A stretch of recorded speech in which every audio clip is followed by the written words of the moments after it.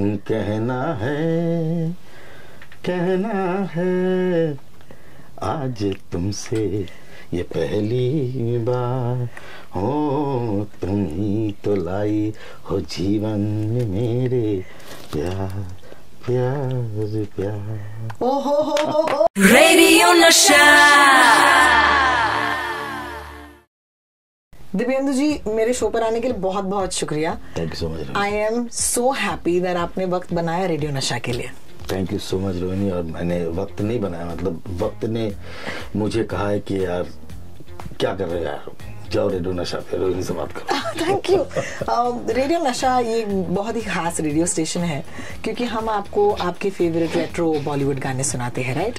मुझे जानना है आपसे कि जो आपका कैरेक्टर था ओके अनदेखी में डीएसपी घोष, मुझे याद है तो घोष साहब बहुत गाने गाया करते थे, तो निजी जीवन में क्या आप भी रेट्रो गानों के फैन हैं? अरे मैं तो टाइम स्टक हूँ, मतलब मैं तो कहीं, मेरा टाइम तो रुका हुआ है बिल्कुल एक जगह पे वो पुराने गानों में। मतलब मैं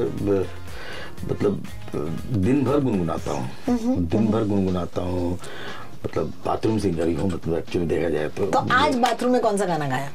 आज बाथरूम में उस टाइम क्या चल रहा था, कुछ कहना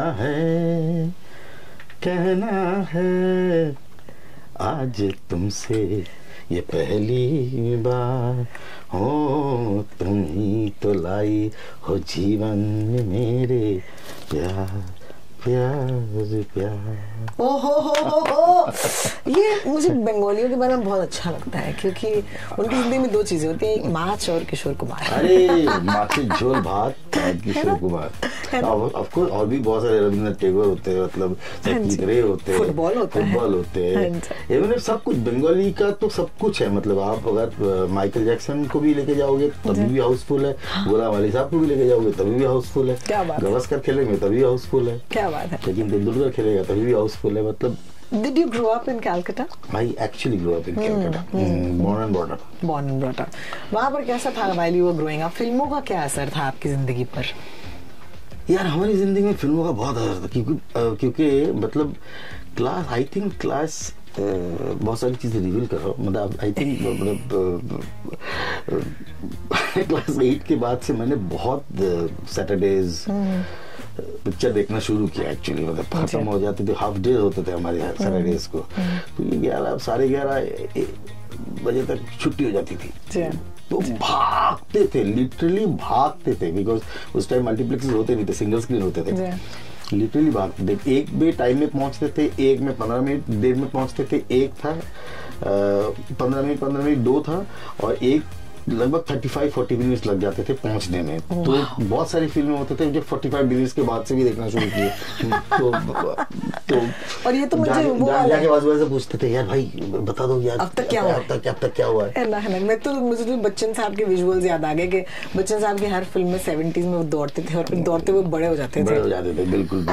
तो आपको भी ऐसा ही? मैं बस वैसे ही दौड़ता हुआ बड़ा हुआ और फिर आगे चला गया अपना एस्प्लैनेड, अपना चौरंगी के तरफ चले गए थे, वहाँ फिर न्यू एम्पायर लाइट हाउस, ये सारे बहुत अच्छे सिनेमा हॉल्स थे जहाँ फिर हमने अंग्रेजी फिल्म देखना शुरू किया अकेले में जाके।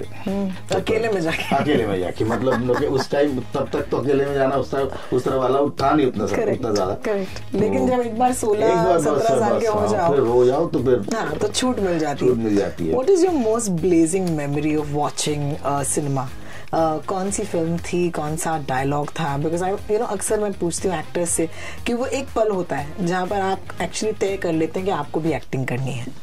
मिथुन चक्रवर्ती की एक पिक्चर थी बॉक्सर करके, जो मुझे उस टाइम बहुत अच्छी लगी थी। शोले मैं अपने मॉम डैड के साथ जाके देखे थे, और जब मुझे लगता है कि मुझे इमेजेस आते हैं शोले के, क्योंकि मैं डर गया था जब गोली चल रही थी, तो मैं काफी रोया था। तो मेरी माँ हमें अक्सर कहा करती थी कि इसको वायलेंस पसंद नहीं है, इसको वायलेंस पसंद नहीं है। तो जैसे कि बड़े होके भी मैंने देखा, जब सत्या में भी थोड़ा जब वायलेंस हुआ ना, मेरे को थोड़ा सा ऐसा लगा। अभी तो मैं वायलेंस देखने की आदी हो चुका, बिकॉज वायलेंस एक जॉनर है जो अभी लिटरली मैंने डिस्कवर किया।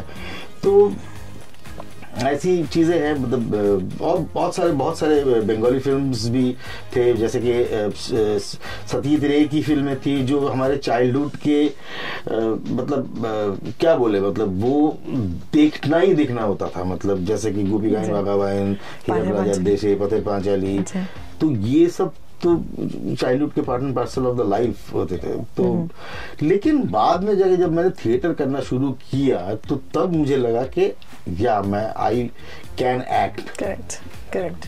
तो तब से मैंने मेरे दिमाग में थोड़ा सा एक्टिंग ओरिएंटेड, फिर मैंने सोचा कि अगर करना ही है तो थोड़ा पढ़ाई लिखाई करते, फिर मैंने नेशनल स्कूल ऑफ ड्रामा की तरफ रुख किया। Let's talk about the last the first time जब किसी ने आपसे आपके परफॉर्मेंस के बारे में बात की, एक ऐसे इंसान जो आपको जानते नहीं थे, वो आपको याद है कब हुआ था, कहाँ हुआ था, किस परफॉर्मेंस के साथ हुआ था? फर्स्ट रिकॉग्निशन अगर उस तरीके से देखा जाए तो आई थिंक देवडी के बाद काफी हुआ था। देवडी के बाद काफी, देवडी वाज एक्चुअली उस टाइम वो काफी टाइम अहेड फिल्म थी, और मतलब और वो इतना यंग जनरेशन में इतना रेज क्रिएट किया था ना वो मूवी, मतलब इट्स लाइक कुछ और ही हो गया था, और ही हो गया था, और बहुत सारी चीजें हुई थी ना। Amit Trivedi happened, 18 songs, it's a musical, nobody understand that it's a musical, Devji the musical है वो, so 18 songs, so और वो इतना मतलब इतना ग्रिटी स्पेस, इतना डार्क, द कलर्स, मतलब सब कुछ था उसमें, मतलब correct. तो वो देवडी का काफी असर पड़ा था, मतलब but I think by that time Anurag Kashyap काफी नाम कमा चुके थे। Do you remember how that project came your way? DevD, हाँ yeah of course I, it's a story actually. Anurag, मतलब मैंने अनुराग को बोला था कि यार देवडी बन रही है यार, मेरा रोल तो एक ही है, चुन्नीलाल है, because Abhay is Dev and बाकी चंद्रमुखी पारो है। तो मैंने कहा कि यार, तो उसने बोला था कि यार मुझे लेने में कोई दिक्कत नहीं है, तो लेकिन स्टूडियो को मेरे को मनाना पड़ेगा। तो अगर उस टाइम ब्लैक फ्राइडे स्टे पे था, तो उसने कहा था कि ये ब्लैक फ्राइडे का रिलीज हो जाए, चल जाए, तो फिर मुझे तो भाई तेरा नाम रेफर कर सकता हूँ। तो ब्लैक फ्राइडे फिर बाद में रिलीज हुई थी, और ब्लैक फ्राइडे बहुत चल गई थी और बड़ा हिट हुआ था वो। तो फिर कश्यप को मैंने बड़ा याद दिला, भाई ये वादा क्या था नहीं, तो फिर बोल, तो उसने बोला था कि हाँ ठीक है, तू चुन्नीलाल करेगा। तो वैसे ही, तो फिर नेक्स्ट डे, फिर कुछ दिनों में फिर वो मुंबई मिरर में वो आ गया था। तो फिर उस टाइम तो पता चला कि हाँ उसने नाम बोल दिया है प्लेस को, तो मुझे बहुत अच्छा लगा। तो पहली बार जिंदगी में फिर, और उस टाइम एक अजीब सी, मतलब पहला आपका ना ऐसा कुछ है आपके लाइफ में जो आपको एक घबराहट भी होती थी, मतलब कि यार इतना बड़ा रिस्पॉन्सिबिलिटी, फिर सब कुछ अभी हिस्ट्री है। बट फिल्म कमाल थी है, also because fantastic director and the whole team was a fantastic team. Correct. So it was delight to work in that kind of setup. Correct. आपके हिसाब से हु आर एक्टर्स जिनके साथ काम करके आपका क्राफ्ट भी उभर कर आता है? जैसे कौन है एक्टर्स जिनके साथ आपने काम किया है? यार मैंने बहुत एक्टरों के साथ काम किया, और सबके साथ काम, मतलब अब क्या है ना कि मतलब इसको पर्टिकुलरली कोई नाम नहीं लेना चाहता हूँ, लेकिन लेना चाहिए नहीं, मतलब there are lot of actors, बहुत लॉट ऑफ एक्टर्स जो आपको कुछ देता नहीं है, क्योंकि वो इतना अपने जगह पे स्टक रहता है कि वो इम्प्रोवाइजेशन के लिए या फिर किसी भी डायरेक्शन के लिए वो तैयार नहीं रहते, बिकॉज उनके दिमाग में खाका रहता है, जिस खाके में वो परफॉर्म करके चले जाते हैं। तो ऐसे एक्टरों के साथ कभी कभार हम जैसे एक्टर्स होते हैं जो कोई भी चीज फिक्स नहीं होती है, तो हाँ, तो क्योंकि हम सीन तो पढ़ के आते हैं, लेकिन वहाँ फ्लोर पे जाने के बाद जो दिक्कतें आती है, एनर्जी मिलती है, को एक्टर्स अगर आपको अच्छा हो तो वो किस तरीके से लाइन डिलीवर कर रहा है, वो क्या लेके आ रहा है, तो आप उनको क्या दे रहे हैं, गिव एंड टेक, ये सारी चीजें जो है वही थिएटर, वही एक्टर एक्टिंग है, वही मजा है। टू लिसन, मतलब मैं तो बहुत अच्छी तरीके से कोई एक्टर की डायलॉग सुनता हूँ कि बोल क्या रहा है कर, वो मैं अगर ढंग से सुन पाऊंगा तो मैं जवाब दे पाऊंगा। बिल्कुल बिल्कुल। बड़ा कोई नाम नहीं दिया है आपने, मैं भी सुन रही हूँ और से नाम तो there are lot of actors. मैंने आमिर खान के साथ काम किया है, वो तो मतलब इतना खतरनाक लेवल के क्यू देते हैं, मतलब वो आपके साथ ही रहता है, मतलब वो जैसे कि हमने मंगल पांडे किया था, आई स्टिल रिमेम्बर। तो एक राउंड ट्रॉली टाइप का है जहाँ हम 5 लोग खड़े थे और हम लोगों को उससे रिएक्ट करना था कि तू ये क्या कर रहा है, तू ऐसा नहीं कर सकता, ये कर सकता है, because when he is going to revolt against, so उसकी बातें हम सुन रहे थे। तो वो राउंड ट्रॉली में चढ़ के खड़ा हुआ था cues and maintain that eye contact and eye lines perfect. So ऐसा अगर काम होता है जब, तो आपको बड़ा मजा आता है कि यार actor is giving so much, so as your को एक्टर से देन आपको भी 100%, 200%, 1000% मतलब देने का मौका मिलता है। बिल्कुल बिल्कुल। Let's talk about my favourite show which is अनदेखी। मुझे ये शो बहुत पसंद है एक्चुअली। लॉकडाउन में आई थिंक एक अंडररेटेड जेम मेरे को लगता है अभी भी है, because you know a lot of people are still to discover it. लेकिन अनदेखी इतनी कमाल की कहानी है और इतना रियल था, वो किरदार जो थे इतने इंटरेस्टिंग थे। ऑल्सो हर्ष साहब को मैंने बहुत सालों बाद देखा था टीवी पर, आई मीन OTT के जरिए। I love watching him also. आपको बहुत मजा आया उस किरदार में, ऐसे मुझे लगता है।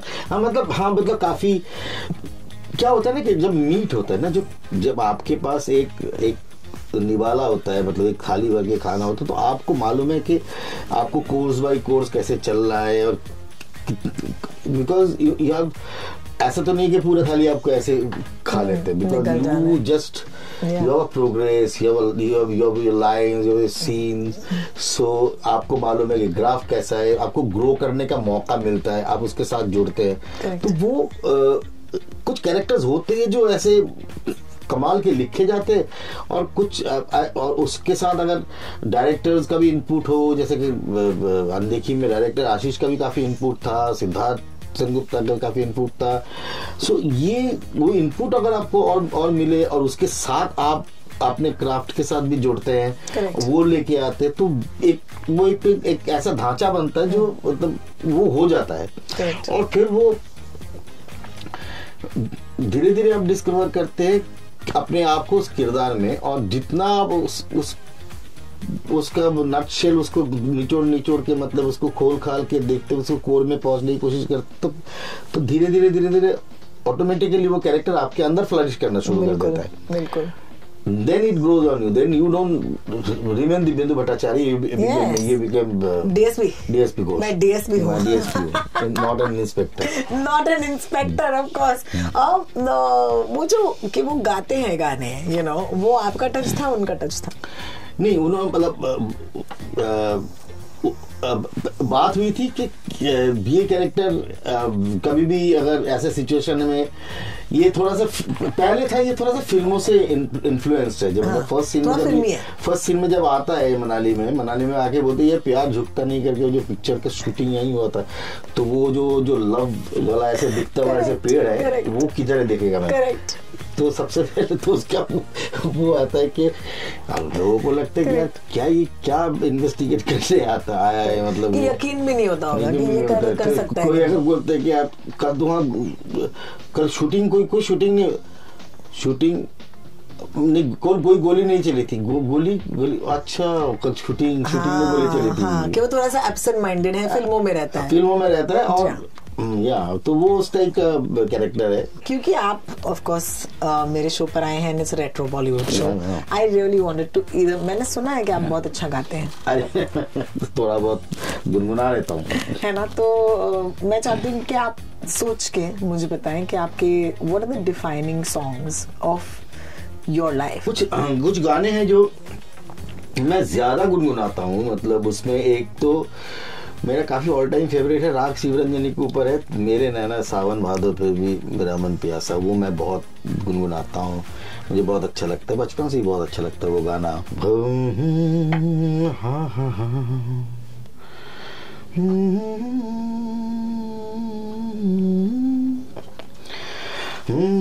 मेरे नैना सावन भादो, फिर भी मेरा मन प्यासा, फिर भी मेरा मन प्यासा।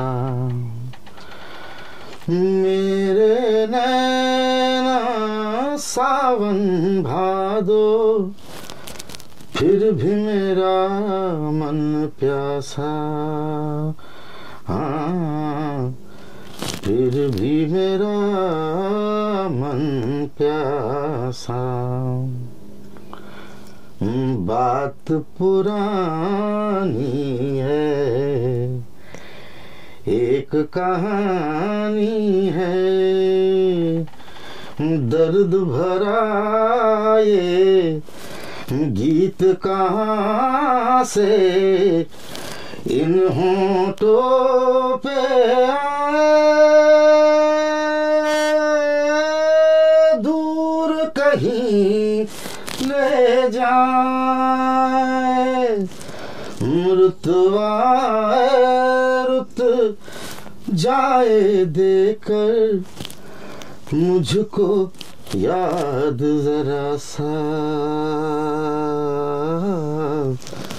फिर भी मेरा मन प्यासा। Oh my God, what a performance! हम समझ गए आपकी प्लेलिस्ट और रेडियो नशा क्यों इतने मतलब क्यों हम लोग जुड़े हुए हैं। It's so wonderful to see a different side of you. मतलब ये मेरा मकसद था इस इंटरव्यू के साथ, क्योंकि आपको बहुत सारा काम जो है और बहुत सारे जो अप्रिशिएशन है जो इस दौर में मिल रहा है। I think of course you deserve it because हर रोल में you bring something new, and हाँ जीने की कोशिश करता हूँ बस, और कुछ नहीं। मतलब हर एक किरदार में जो अलग इंसान है, उस इंसान को निकालने की कोशिश करता हूँ, उसी में लगा रहता हूँ। वो पता नहीं कितना हो पाता है कि नहीं हो पाता है। सो वो ये प्ले कंफर्ट जोन की है नहीं, मतलब ये थोड़ा सा रिस्की मामला है, कोशिश करता रहता हूँ। बिल्कुल। तो आपकी कोशिशें हमें बहुत एंटरटेन कर रही हैं। बहुत सारे शोज हैं, in fact it was not possible for me to talk about each of those characters, but उम्मीद तो यही है कि हम दोबारा से मिलेंगे। बिल्कुल। And I do hope that you had a good time being on the show. Thank you so much. Radio नशा।